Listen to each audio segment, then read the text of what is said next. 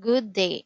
My name is Nakila Christine Marie, and a student from Bachelor of Science in Customs Administration. I am discussing customs administrative proceedings. First, let's discuss what it is. Customs administrative proceedings. It encompasses the actions and procedures undertaken by customs authorities and Bureau of Customs to enforce the customs law and regulations of it. These proceedings include activities such as seizures, forfeitures, and appeals concerning customs duties and taxes. The legal basis for these proceedings is derived from national laws, international agreements, and specific regulations that govern customs operations. In these proceedings, there are five types of dispute settlement. However, I am choosing only rules of origin. The dispute settlement arising from rules of origin, in which we can see in which we can find on the CAO 2 2020 and CMTA, which are my legal basis for this. Uh, The procedure upon lodgement of goods declaration before the final assessment. If the customs officer challenged the importer about the authenticity of importer certificate of origin, the importer has two options: whether he is about to agree or not to agree. If the importer will choose to agree, he will immediately have no preferential tariff on his goods, and he will also pay adjustment amount.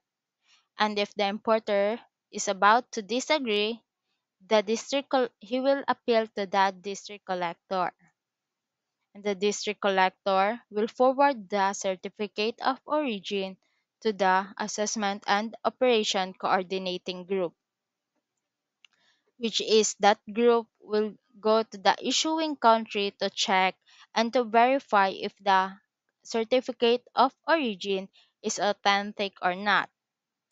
And while waiting, if the goods of the importer is urgently needed to release, the importer may request tentative assessment, in which the importer may post security bond, which is equivalent to disputed amount.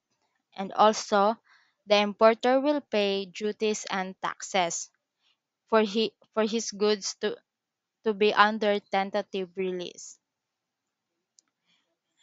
And after the verification, upon receiving of the result, the AOCG Deputy Commissioner will pass the decision ruling to the district collector, and the district collector will notify the importer about the result of the issuing country.